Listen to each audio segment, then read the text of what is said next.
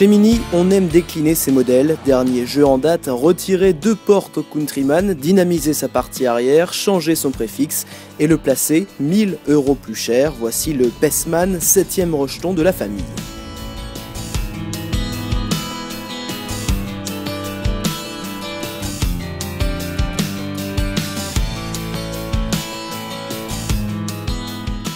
Depuis 2 ans, le Countryman, le modèle le plus singulier d'une famille jusqu'alors basée sur la Mini classique, a trouvé sa place sur le marché des crossovers urbains.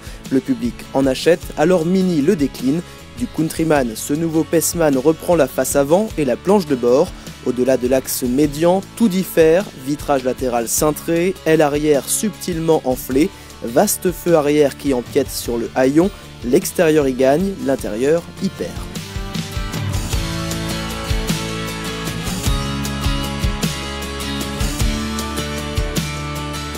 Le volume de coffre chute de 440 à 330 litres. La modularité prend une claque, plus de banquette coulissante, gros renfort au fond de la malle, unique dossier rabattable loin de former un plancher plat une fois rabattu.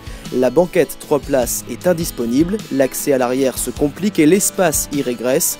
Quant aux portières avant, plus longues, elles ne facilitent pas l'extraction depuis le véhicule lorsqu'il est stationné dans un parking étroit.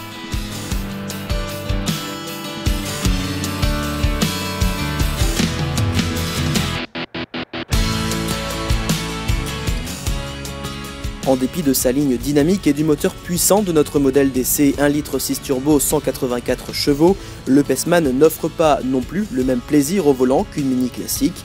Le poids plus élevé de 165 kg tempère les ardeurs de l'excellent moteur.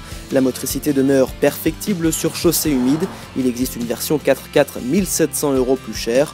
Enfin, les capacités en tout terrain restent quasi nulles avec une garde au sol de 14 cm, moins 2 cm par rapport au Countryman.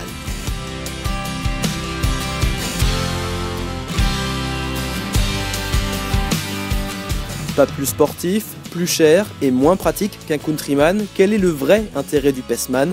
Sans doute réparer les défauts d'une Mini classique, confort plus doux, coffre plus spacieux, position de conduite plus haute, idéale en ville, sans oublier sa ligne encore plus atypique. Dès lors, pour une certaine frange de clients, le Pessman deviendra indispensable.